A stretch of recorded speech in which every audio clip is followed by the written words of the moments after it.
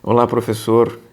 Retomamos então nossa série de vídeos a respeito das lições das cartas paulinas, vídeos esses que têm como papel, como função, ajudá-lo em sua respectiva aula com seus alunos.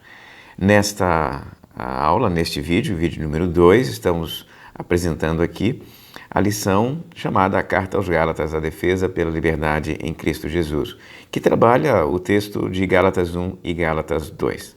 Então, o sensato é você fazer um estudo aprofundado, uma bela leitura de Gálatas capítulo 1 e capítulo 2, para poder ministrar esta aula. Entenda que, como é uma carta pequena, você pode começar fazendo a leitura de todo o texto de Gálatas e depois, após fazer a leitura do texto inteiro de Gálatas para ter a carta na sua mente, você então se volta para as passagens específicas de cada lição, tá? Então vamos lá. Capítulo 1 e capítulo 2 de Gálatas é um texto bem objetivo e eu poderia até dizer é um texto forte. A carta aos Gálatas é uma das cartas mais fortes do apóstolo Paulo. Quando Paulo escreveu esta carta aqui, ele estava angustiado.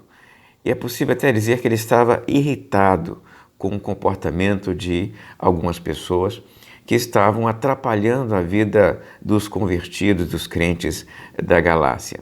Então, Paulo plantou aquelas igrejas, uma igreja ou mais de uma igreja naquela região. E depois que Paulo plantou aquele ministério ali, ele foi para um outro lugar, mas foi sucedido, ou seja, chegaram algumas pessoas naquele lugar com o papel de diminuir a autoridade paulina, dizer que Paulo não tinha a mesma autoridade dos apóstolos de Jerusalém. Diziam também que Paulo não pregava o mesmo evangelho que os irmãos de Jerusalém, que os apóstolos de Jerusalém. Então, a carta aos Gálatas tem como objetivo defender o apóstolo Paulo, mas não defender só Paulo, tem como objetivo também defender o evangelho que Paulo prega. E é isso que ele vai fazer na carta aos Gálatas. Por isso essa carta tem um tom objetivo, seco e em alguns momentos até irritado, porque Paulo está pensando aí naquelas pessoas que ele chama de falsos irmãos, que estão deturpando a missão, o evangelho e roubando os seus discípulos da Galácia. Na lição apresentada, escrita pelo autor, ele trabalhou inicialmente a questão da defesa do Evangelho e a descrição de o que era o Evangelho.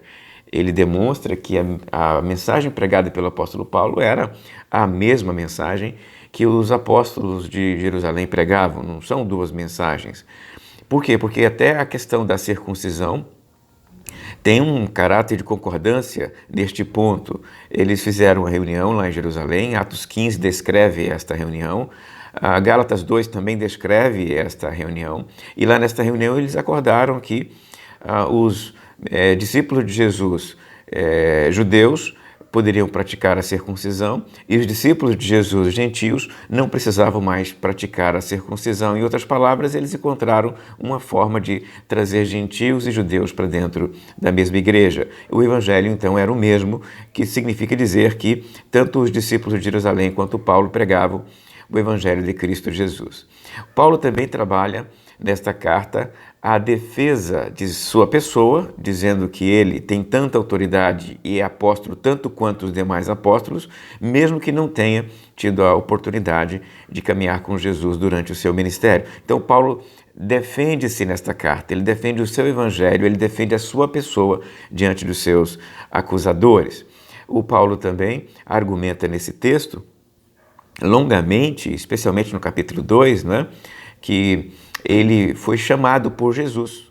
Ele foi chamado por Jesus tanto quanto os outros apóstolos, Pedro, Tiago, João, por exemplo. Ele foi chamado por Jesus em revelação, ele foi chamado por Jesus em visão. Então, Paulo é vocacionado, é apóstolo e a mensagem que Paulo prega é a mesma mensagem que os demais apóstolos pregam. Salvação por meio da graça em Cristo Jesus é a mensagem do Evangelho, o Evangelho puro. O texto faz questão de dizer que, de alguma maneira, aqueles que tentam acrescentar ao Evangelho alguma exigência legal para a salvação, acaba transformando o Evangelho, deturpando o Evangelho e destruindo. Então não é possível acrescentar ao Evangelho algum outro elemento, porque qualquer acréscimo é, na verdade, deturpação e destruição do Evangelho de Jesus Cristo. Trabalhe esses temas com seus alunos, desejo a você uma bela aula e que Deus nos abençoe. Amém.